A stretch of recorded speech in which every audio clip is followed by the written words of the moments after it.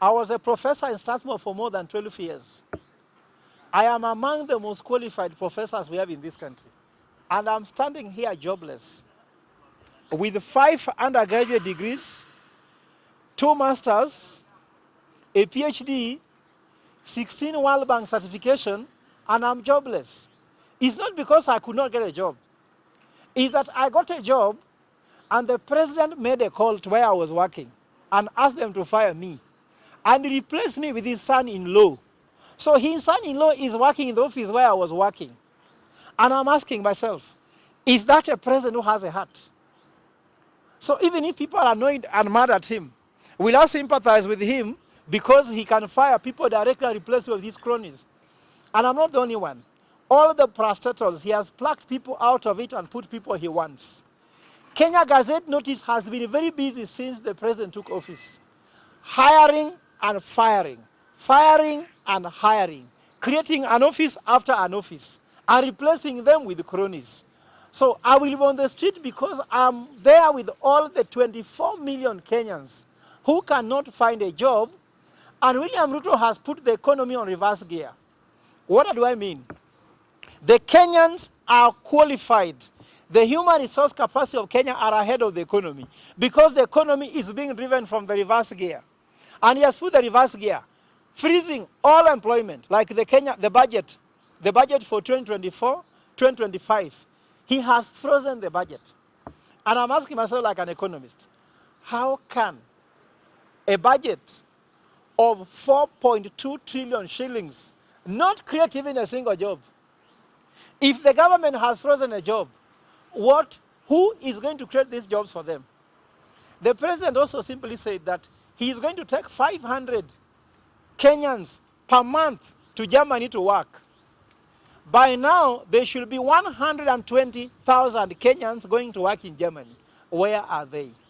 The president who do not want to create a job for its people, Kenyans are suffering. So the president is killing Kenyans and is killing them using a pen, which means finance bill. The finance bill of 2023-2024 was a death penalty to us. Now he has brought another one, which we miss that penalty.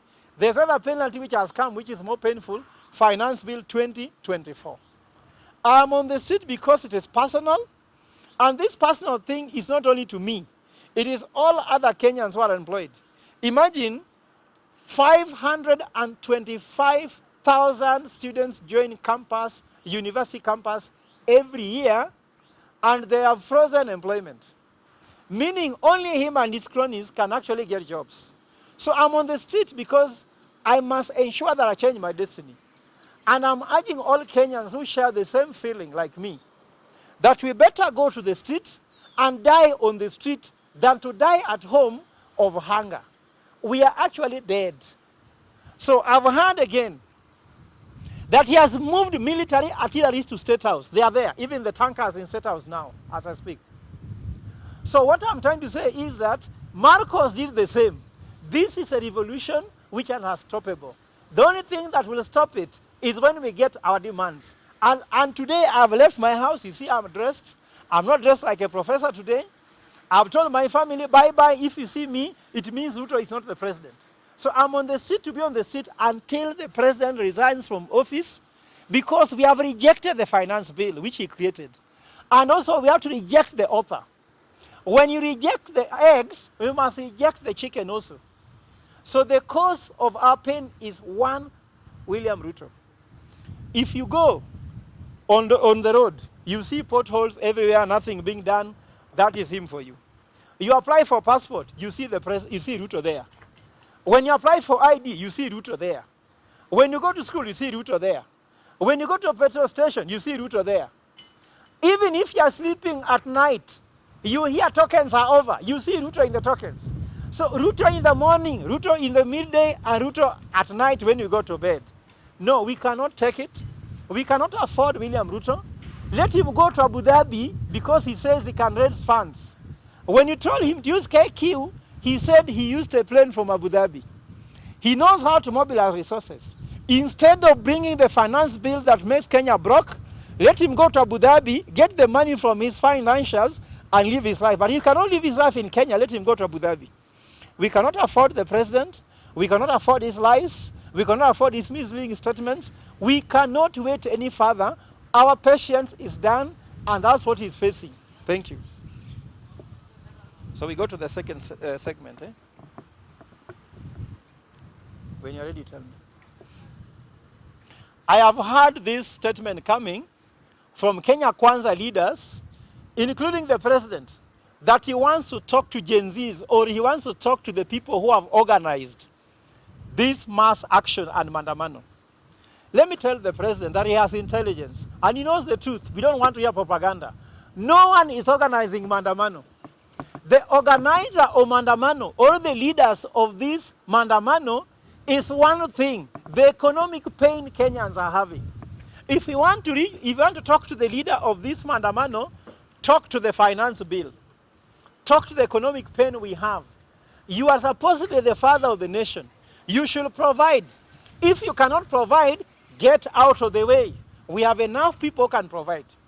So what you are trying to see here is, I've heard many propaganda saying, I've heard, for example, Soros saying that there are some people from abroad who want to sell products in Kenya and has brought money. Where is that money? Let him tell us where the account money is. My M-Pesa here is almost full. Where is this money coming from? And let me tell him, when I began the demonstration on 1st of June, did he not arrest me? I was the first person to be arrested because of the misdeeds of William Ruto. When I was arrested, and I told him, you can tie my hands. You cannot tie my head. You cannot tie my mind. You cannot stop my spirit. So that spirit I'm talking about is the one dealing with him. And this spirit will not leave him until he actually calms down. You hear people saying, Ruto must go. People are saying, Zakayo shuka. Kama hujui penye ngazi iko, tukuonyeshe. Shuka chini. Kwa sababu we are tired of the president plus all his lies and all his finance bill and all his budget and policies. The economic policies is shrinking. I can tell you, the president is trying to find the Kenyan destination using the wrong map, and we cannot wait for forever. For him, he's enjoying shouting at us, live within our means. Some of us have no means at all. The only means we now have, which we live up to, is to come to State House. The only means we have now is to come and tell you to withdraw all those economic policies and let Kenyans survive. If you cannot govern this country, just resign. That's what we are trying to say. Our means is over. The only means is to come to the street. That's how we are going to live. We shall drink the water, the sweat, the tear gas on the street from tomorrow until you come down. So there are no leaders here. The leader is that we are having a common pain. When you to a boda boda, or you are selling in the open market, the way you call them mama mboga. But for us, we know there's no mama mboga. Hakuna mtu aliza mboga hapa Kenya. We know that everybody's business must be respected. You cannot call somebody the name of the business they do. Whether you are a teacher, whether you are a doctor, whether you are a policeman, even the ones going to fight us tomorrow, whether you are a military, all of us are concerned citizens of Kenya because the economy is going the wrong direction. So all of us are feeling pain. So this is the common pain taking people to the street. There is no leader. If you are waiting for a leader, it won't work. And let me warn anybody who will be going to State House to negotiate anything on behalf of citizens. You cannot negotiate anything that will not be able to cure our problem. Our problem is one William Ruto. That's our problem. And there's no negotiation that can remove that pain from us. Since he took oath of office, since the Bible dropped down, our problems began and they are not going anywhere any further. So our issue is clear. There is no leader. The leader is a common pain all Kenyans are wearing. Even the person guarding you, who is your bodyguard, he has the same pain. Last time you were in Bungoma during Madaraka Day, your officers, the policemen, were having lunch eating bread and soda, like high school children. While for you, you are eating kuku, which is from there. You are eating ugali, eating nice meals. Other people are eating outside. A father cannot eat before their children eat. You are a father who comes home, eats very well, wipe his mouth, wipe their hands, then ask children, have you eaten? So this time, we want you to eat last. And by eating last, we mean we are coming after you on the street. Face to face, we shall meet. Where it will end, we don't know. Whether we die, we died a long time ago, because everybody has no hope anymore. The only hope is that you must leave office. And this is not just about finance bill. This is about your administration, which has taken Kenya the wrong route. And I can tell you, if you do not think twice, it might be too late. You better resign before the state goes into anarchy, because that provision is there. Because Parliament cannot impeach you in spite of the fact that you are doing the wrong things and you are buying them. Thank you.